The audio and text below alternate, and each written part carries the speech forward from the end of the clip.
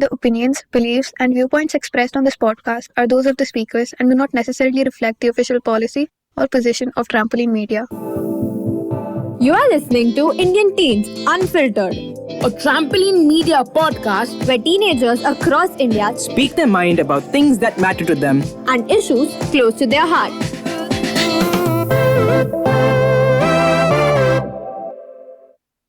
Hi everyone, welcome to Indian Teens Unfiltered. In today's episode, we are going to talk about a topic where I have faced a lot of rejections. No, I'm not talking about my job interviews. It's about dating in the relationship. How does Gen Z fall in love and out of love? Are there any new rules to love in the time of COVID? Let's explore all this and more. I am Chirag, I'm 19, I'm a Bombay-based writer and a stand-up comedian, so let's get into it. Hello everyone, my name is Deepika and I'm 15 years old and I'm from the capital of India, New Delhi. Hello, my name is Yasir and I'm from Doda, Jammu and Kashmir. Hi, I'm Ananya. I'm also 15 years old and also from New Delhi. Hi, my name is Shambhavi. I'm from Patna, Bihar and I'm 17 years old. Thank you for the introduction, guys. I wanted to ask all of you, what's your relationship timeline or what's your relationship status currently? My relationship status has been single for past 2 years because my experience from all my past relationship was terrible. So I thought to pause it out and be like, okay, just not ride on that train right now and focus on something new. I ended a 2-year relationship in March this year. Currently, I'm totally messed up. Like, you say, I'm not dating someone particularly, but yeah, I am open to a lot of stuff. Like, you can say, I'm dating many girls now. That's cool. That's cool. Ananya? So my last relationship was early this March. It ended. It was a short relationship, and the truth is, I'm not looking for anything right now. But I don't know what the future holds, and I'm excited to see where it goes. I'm in the relationship for now for 5 years. Our relationship started when I was in standard 8, and it's hopefully going well. Now about me, luckily I'm dating a girl since past 6 months. Now moving on to the next question. So what is really your definition of relationship? I don't know what we all watch in American movies or Western movies. The perspective of like relationship is like always like physical intimacy, right? But for me, it's more emotionally connected to someone. If I'm not vibing with that person, if we can't dance on Chak De India like I do, then we can't be friends or like cannot be in relationship. That's my motto for relationships. I'm a very practical person. For me, I think a relationship, if I'm able to again vibe with that person, if I have an emotional connection, and at the same time we are not kind of burdening each other. Like if I'm in a relationship, doesn't mean that I have to speak to him 2 hours a day. I mean, I might not speak for him for a week. The most important thing I would say is they should know me. I mean, often what happens is we meet someone and next day we start talking to you and they will say they've fallen in love with you. I mean, that's not how it is. I mean, I wouldn't date someone all of a sudden. And yeah, physical relationship, yeah, it can be a huge part for me. It has its importance. I have one more thing. It's like if I was dating a girl, I would want her to speak to her parents about it first. Because then later things get messed up. So I would want her to clear that first and then start with me. For me, I would say communication first and adventure. For me, the most important part in any relationship is you have to have effective communication. You're able to trust that person with your choices. If you like someone and they are liking you, they like spending time with you, you make each other happy. It is not harmful to you.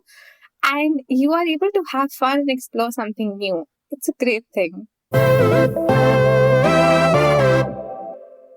And now, moving on, does social media play an important role in the relationship? For me, I would say yes. Because for me personally, I am active on social media. I barely take any calls. So If I was dating someone, I would want them to be on social media so we can have more time for each other. What exactly, like, what do you mean by that? I mean, the thing is, when we are on social media, for example, let's say Instagram for now, we see posts and we see different kind of videos and posts, and as soon as we see it, we share it with them. That will make them feel special that I was thinking about them, and if they do the same, I'll think like she saw this post and the first person who came to her mind was me. I mean, that would give me a special feeling for a few days. That's actually true. Now let's go ahead with Ananya. I take an example of Yasser. Say I have my boyfriend sends me a picture of this cute couple having a chocolate, sharing a chocolate box together down a tree. Right. And it's really nice. He wants to do that with me. I'm so happy. And then we are in front of our friend group and both of us have different friends. And over there, for me, I'm just this girl who he's with. Give me an example. And for me, he's just a guy I've known for my entire life and I've been talking to him, but that's basically it. We're professional people in front of different people, right? But that kind of strain, then what's the truth? What's the reality? Are we that cute couples who are going to have chocolates together, or are we the people who are just going to ignore each other's existence when somebody else comes in the play? So it reaps a seed of doubt in our head, and that's not good. And it didn't used to happen before because people did not have this choice of social media or this persona to create somewhere else. They just had one choice. But again, it's how you look at it. I would love to share a box of chocolates. Just saying. Now moving on to Deepika. What do you think? Yeah, for me, social media has played an important part in like making and building up the relationship. But it sometimes get too hectic, and I like the last time I deleted all of my accounts. First time I met my girlfriend, we couldn't even talk, we couldn't even look at each other. And then via social media, we started talking to each other, and the next time we met, we were in a totally different comfort zone. I'm in a long distance relationship for the past 2 years. So of course it helps a lot. I chat with him, sharing pictures, everything privately. That's done through social media. I like to talk face to face. And messaging is like, oh my god, a curse for me. But then of course when you talk to someone you're very interested to and you don't meet every day, it becomes a blessing at the end of the day. So it's a mix of that for me. That's where my point comes in. I don't meet my girlfriend every day, right? And I need to have that touch with her, right? So what good touch would be then sending reels to each other? And I love those couple reels that are shot in New York, let's say anywhere in the world. I have to be really honest. It's really ecstatic to receive those reels and imagine yourself in that situation. But then there are situations like when you are the person who wants to hear that person's voice and they're like, I'm just too lazy to call, or I just want to text. It's more comfortable. I don't want people to know my business. And I'm like, dude, I want connection. Yeah, this is everyone's guilty pleasure. Actually, everyone on Instagram has like saved album in their like Instagram profile, and there will be like times when they are single, be like, okay, when I'll have my boyfriend or girlfriend, I'll share them to them. Like then these albums and will be saved. I thought I was the only one doing that. I feel everyone here is divided by opinions but united by reels. Because everyone loves reels, and that's my whole point. Ki reels are the thing that bring us together because it's intimacy, right? Me and her, only both of us in a chat box talking to each other. I want to ask you guys, who was your first crush? When was it? And was it too awkward when you approached them? And here I will answer first because I have a really interesting story for you guys. So my first crush was fourth grade. I won't say her name because then I would probably get trolled a lot by my school friends. But she was in fourth grade. She used to sit right next to me. And one day the teacher changed our sitting arrangements. So we conspired, the whole class of the whole boys group conspired against the teacher, and we made sure that she sits right next to me again. I'll be very honest with you. This whole concept of crushing on someone, I had no idea what's it about. in my fourth standard, I for the first time I heard crush. Okay, and I thought I was a two ponytail mama's girl. I didn't understand what it was. I'm like, okay, probably you don't like someone and then you crush them. That was my story. Seriously. In general, crush in like DC language is someone who is, out of your aukat, is what a crush is. So true. Absolutely true. Not always. Sometimes it's, I would say, cry someone like when you go to them, you get really self conscious. You look around yourself, how you're presenting yourself, how you're talking to them. It's just that. Can I just add something? Sorry Yeah, to yeah, cut go. you off. Yeah. So right now, after recalling my story, I just realized that when I was a council member in standard six, and he was in 11th standard, I used to call him Bhaiya. And now I have the creepiest crush story ever. The weird part is it isn't creepy if it's relatable. Who is relating to that? Not referring to the story ever, but been there, done that. Dude, he was your last crush. My last boyfriend, I literally tied him Rakhi and called him Bhaiya and then I dated him. So every Indian girl is like, yeah. Thank you, I girls. I'm not alone on this planet. Thank you so much. I tied the Rakhi to my I tied the Rakhi to my crush and the next day we were dating. So we just totally ruined the tradition and totally ruined everything around. I would say let's bring a petition to end public Rakis. No. It starts from India's my country and all Indians are my brothers and sisters. They Brothers should and end sisters. it right now. So Like, true. why? It's the biggest lie. Believe it or not, it gets stuck in your subconscious. And the only line of that pledge I remember is these two lines: India is my country and I love my brothers and sisters. I don't remember the other 14, 13 lines. And that's the worst part of it. And the thing was, people use this sort of thing as a protection for this case. So this girl is my sister. I call her my sister in public, so nobody is going to refer to us as we're dating. So it's sort of like safe, right? If I call her my sister, nobody is going to spread rumors, and मेरी mummy तक बात नहीं पहुंचेगी. So good, for good. Everybody is good this way. That's a good defense mechanism. Yasir, you still have to tell us about your first crush. How did it happen? I didn't have a crush in early childhood. I wasn't even in a position to have crush. I had this crush on a teacher actually. No, she was this one of this really good looking teachers. So yeah, I had this deep crush on her. And we were good friends then as well. But later when she left, she went home. She was from South India. That's all I can say. I guess no one can tell their teacher that they had a crush. Varna internals mein you won't get any marks. Is what would happen with every one of I love how we are so uncensored. Everybody's just encouraging each other. We are calling bhaiyas our crushes, teachers our crushes. We're like, okay, everything's right. All in the name of love. So my next question is, how did the pandemic affect your dating life? So the thing is, I am a loner. It works for me. It doesn't really matter if I'm going to approach people. I would do it on social media or in real life. It would not make a difference from the distance.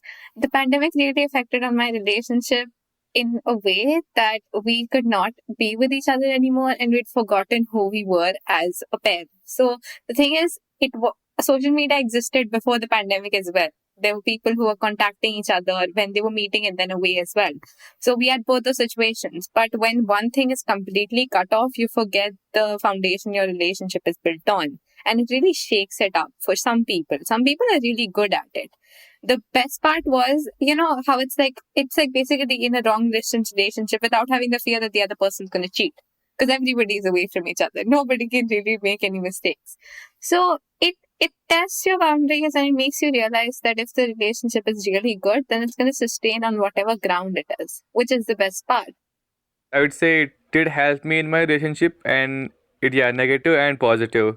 The positive thing being like otherwise, if I was talking to someone on the phone for long, my parents would ask me, "What are you doing on the phone? Leave it, study." Now I could tell them I'm studying on the phone, so I could continue talking. And the negative thing was if we are thinking of being physical in a relationship, we're constantly worried about COVID and all that. I mean, she couldn't come out, I couldn't go out. That was the negative thing over there. And plus, schools and colleges were off, so we could give each other more time. Ananya, what about you? Like you being a queer teen, is it difficult for you or is it the same way like all others? I have to be really open and say this, the fact that for a lot of people, even my friends from school, they chose not to come out during high school and they just chose it to do it in college. Because even if you are an open gay person, an open member of the LGBTQ community in school, it's not really going to matter so much because I haven't had so many people who are open to genuine dating, committed dating. The good thing is, I have to be really honest here and say the definition of relationships has changed. Now you're dating someone online, talking to them for 4 weeks. Oh my god, they are my boyfriend. Back in those days, if you're like, I was talking to this person, nay, you're just talking to him. He isn't that important. He's just someone you see. It's not a real relationship until you meet, you're holding hands, kissing each other. That's what makes sense. Now it's like, okay, I've been video calling with that person. He is my boyfriend. Nobody's going to change that. And it does increase the fact that a lot of people of the queer community can meet people across seas or across states. And we're meeting more people, we're engaging people. But again, having a real relationship in that terminology with that physical intimacy Yasser is talking about is extremely hard and super scarce. So people feel alone all the time. So it has affected both the queer community and the straight. But it's again also the societal gaps. It used to happen before. Now we just blame it on the pandemic. That's actually true. We blame a lot of things on pandemic. Deepika, what about you? I'll be honest, I'm just opposite of it actually. In 2021, I have met so many people and like literally face to face. I'm actually meeting new guys. Like literally, it's like a Tinder for me every day. And like, I don't know, it is happening to me. Maybe God is giving me like some prize. Like you haven't dated in 1 and 2 years. You need to meet new guys, and you have to talk to other people. You don't have to be like congested in a particular friend circle. So that is happening to me. Clearly, some very interesting conversations going on here, but we will have to cut it short for now. We will continue this in the part 2 of this topic, so do look out for it. And for our listeners who wish to participate in the podcast or who would like to stay updated, please follow us on Instagram or Facebook or visit our website trampolinemedia.in. Indian Teens Unfiltered podcast has been created by Neha Jain and N. Doshi from Trampoline Media. This episode was hosted by Chirag Kajale and audio edited by Prosenjit. Intro music by Kevin McLeod. This episode wouldn't have been possible without our crowdfunding producers Michelle and Helen Kahos and Sunil Doshi. A big thank you to Harsh Takru, Vibhor Gupta, Tanya Chopra, Amit and Deepti Gupta, Geeta and Rohit Jain, and everyone else who generously contributed and helped sustain this podcast.